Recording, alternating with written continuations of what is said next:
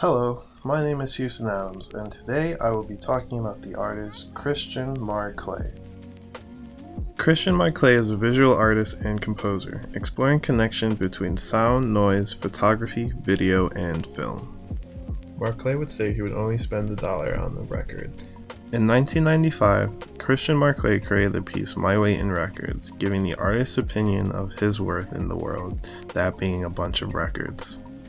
Marclay uses sight and sound from records, guitars, etc., pretty much anything he can find. Marclay is interested by the translation of audible to visual. One identifying quality of Marclay's work is his ability to convey sound and art and create visual art with his music. An example of this would be one of Marclay's projects titled Drumsticks. Created in 2000, drumsticks were a pair of glass drumsticks evoking sounds of destruction.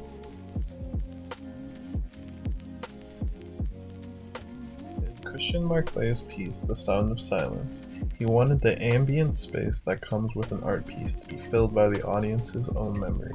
The photograph itself is silent, but when we look at it, the familiar song starts to play in our head.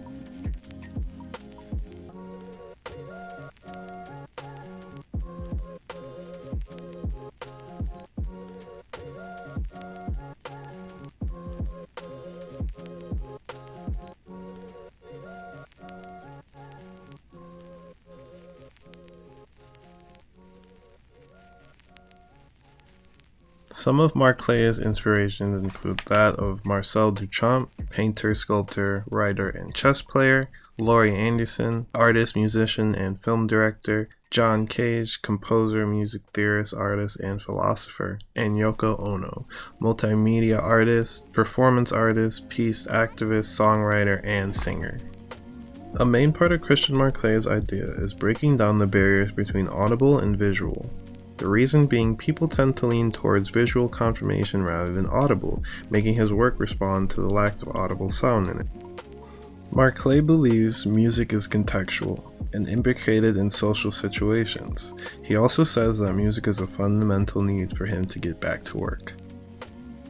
Marclay shows interest in the social context in which sound and art are bound. He also questions the line between reproduction and original in art. In 2002, Christian Marclay released a short film called Video Quartet. It was compiled of samples from movie scenes and all held together by the score alone.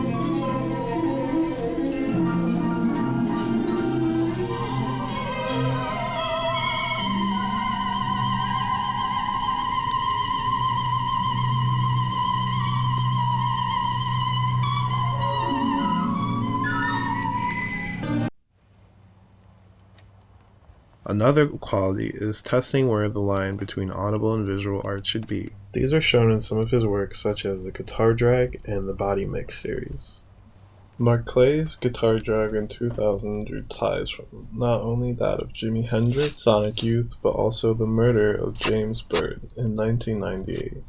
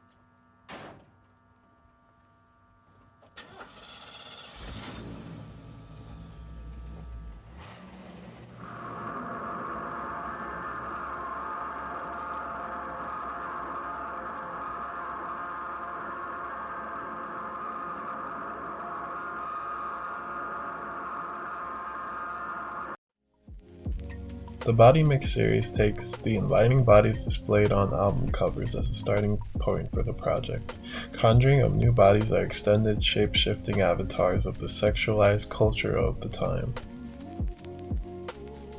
Marclay started making songs singing to the music on pre-recorded backing tapes, and with performances with Kurt Henry, they would use the regular rhythm of a skipping LP as a percussion instrument.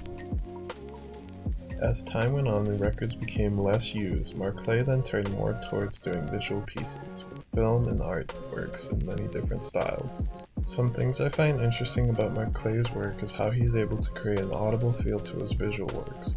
I also like how many different platforms Marclay releases stuff in: music, film, visual arts. One film by Marclay that caused slight controversy was called The Clock Tower, a 24-hour film compiled of many different samples of clocks from different films, all tied together. Critics were unsure if The Clock Tower would hold up to the hype being a 24-hour film.